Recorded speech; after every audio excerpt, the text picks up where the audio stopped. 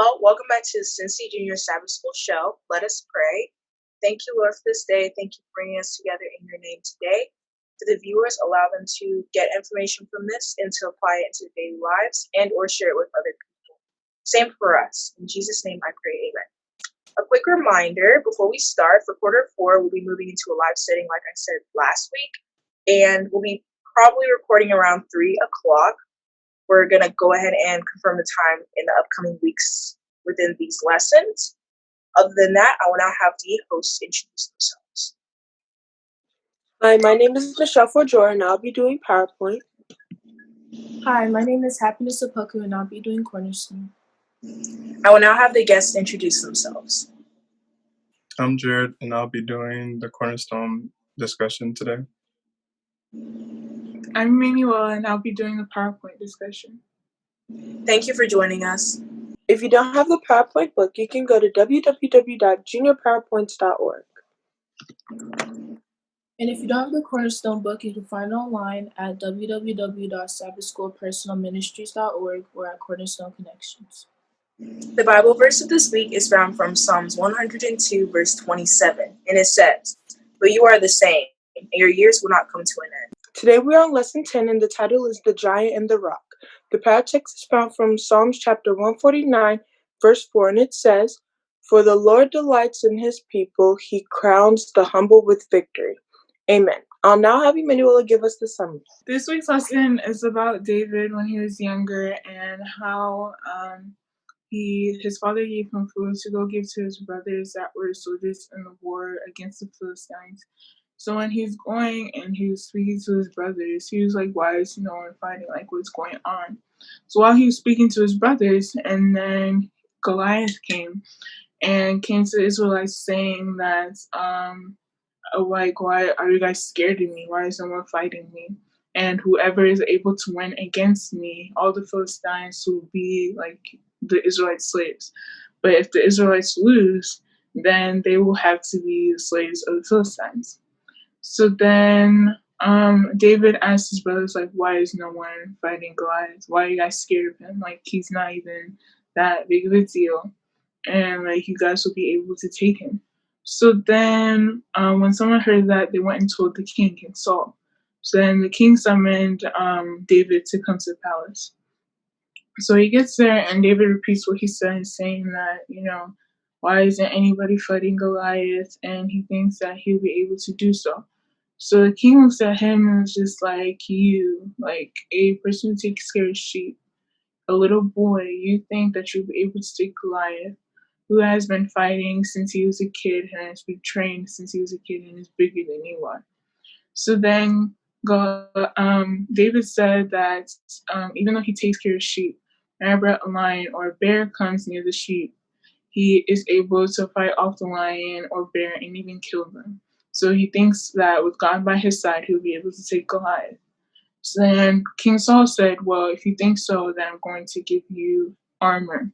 So he gives the armor to David, and David said no, he feels awkward with like the armor on. So he's just going to go with the help of God. So King Saul says, "Okay." So David walks up to Goliath, and Goliath is like, "Are you serious? You guys sent me a little boy to come and fight me?" And he even felt like a little offended.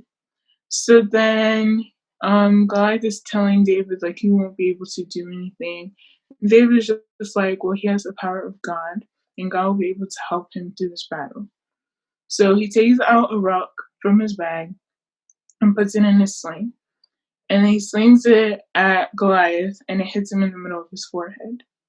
When it hits it in the middle of his forehead, he then falls on the ground on his face.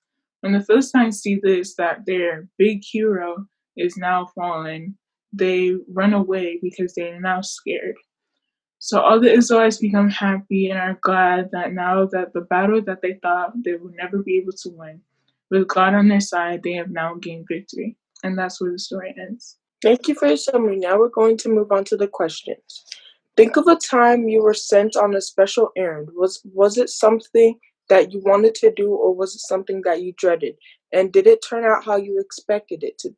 When I was younger, like 9 or 10, it was the first time they had ever told me that they wanted me to preach. And every single time that they tell me that we should come practice on Saturdays, or if they tell me to do this or say this, I just be annoyed and dread it because I'm 9, 10 years old, and you guys are making me preach. So then when I got there, I was just like, I'm not going to do good. It's not going to be great. Nobody's going to really listen to me because I'm just a kid.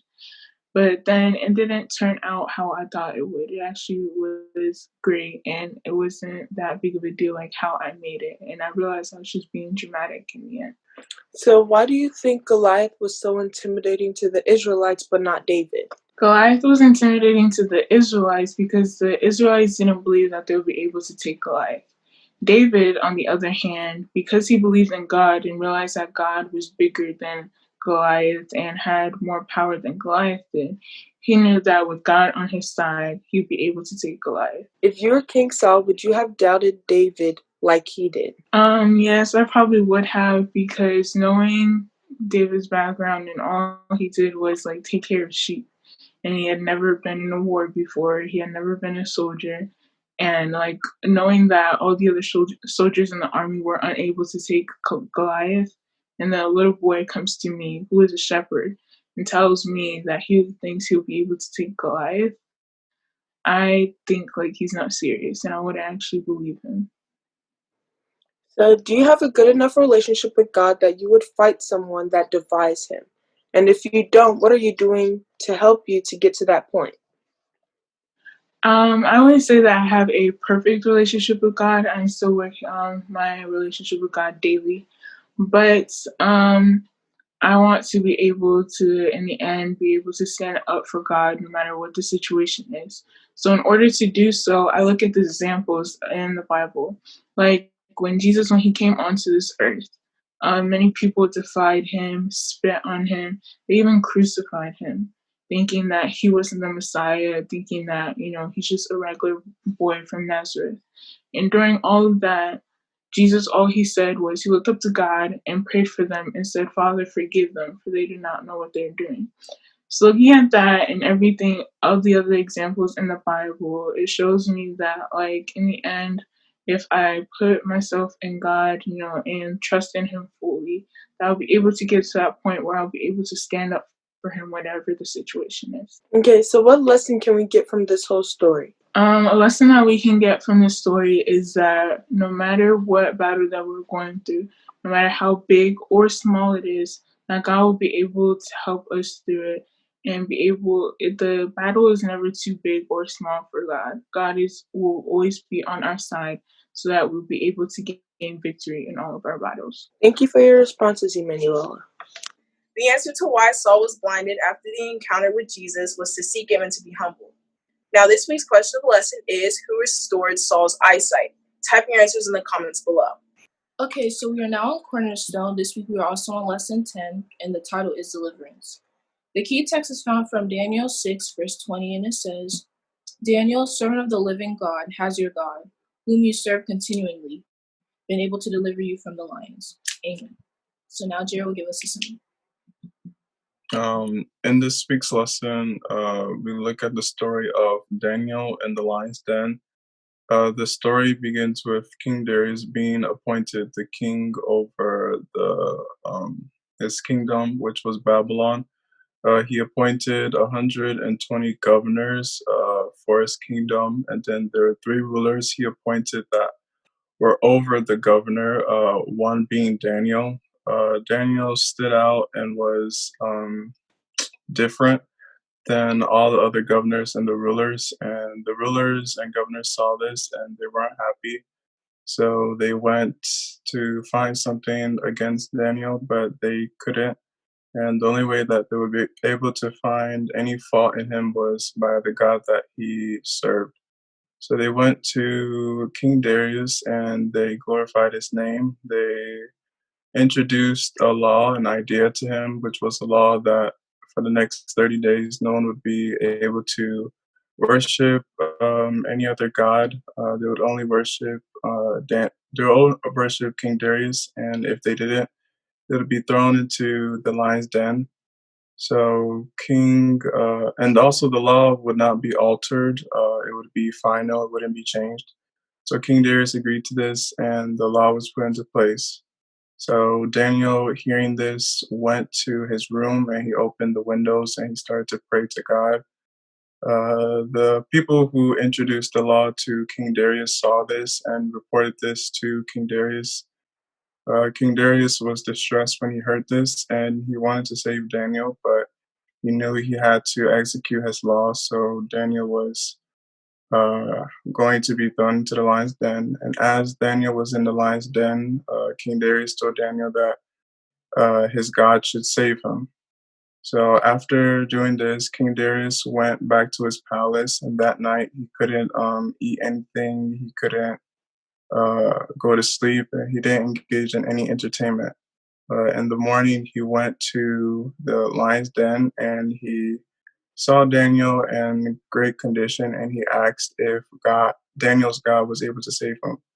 And Daniel responded by saying yes. God has sent an angel to come and protect him and close the mouths of the lions. King Darius was happy with this. He rejoiced, and he had demanded that Daniel be taken away from the lion's den. And then he also asked that those who had put Daniel into the lion's den be thrown in to the lion's den along with their wives and children. And when this happened, they were immediately overtaken, and the bones of them were crushed. Ending the summary for this week's lesson. Thank you, Jared, for your great summary. Now to the discussion part.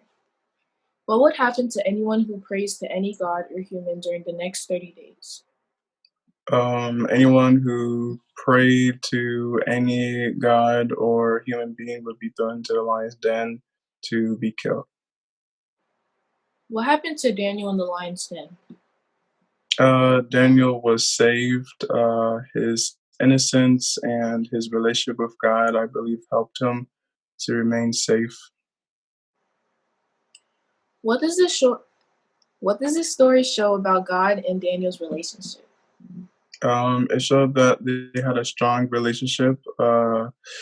Even though Daniel was threatened with his life, because of his faith, he didn't give in. He kept his faith in God. God saw this, he was pleased, and God was able to save Daniel from dying in the den. I agree. I think this story shows how strong God and Daniel's relationship is. Have you ever been wrongfully accused, and how did you deal with it? Yes, I have. I think there'll be times where we're all wrongfully accused. How I would deal with it is knowing that I am to respond in a godly way. That means not responding in retaliation, not having bad manners, or talking wrong to others. It also means knowing where your heart is, the condition of your heart, and your intentions, and also trusting God and knowing that He's with you. What 2 things can you do to overcome fear? Two things to overcome fear is one, the Word of God. As you get into the Word of God, especially where it talks about fear, you'll gain knowledge about how to overcome it and know that God commands for us to be strong and courageous. And then two, once you know the Word of God, to face your fears. Once you're able to face your fears with the Word of God will come into your life, and you'll be able to be stronger and be more used for God. Lastly, what can we take from the lesson? What we can take from this week's lesson is that our faith in God should be there, and that we should rely on Him in our times of need. Thank you, Jared, for your answers. Now I'll have Stacy close it off for us. Let us pray. Thank you, Lord, for this day. Thank you for having this lesson be successful for both PowerPoint and Cornerstone. For the viewers, allow them to take information from this and be able to share it out with others, and as well apply it into their daily lives while they look through the Bible and while they learn more about you and form a relationship with you. In Jesus' name, I pray, amen. So the question of the lesson again is, who restored Saul's eyesight? Thank you all for tuning in for lesson 10. Please make sure to share the video with others and comment down below your answers to the question of the lesson. Hope to see you all next week.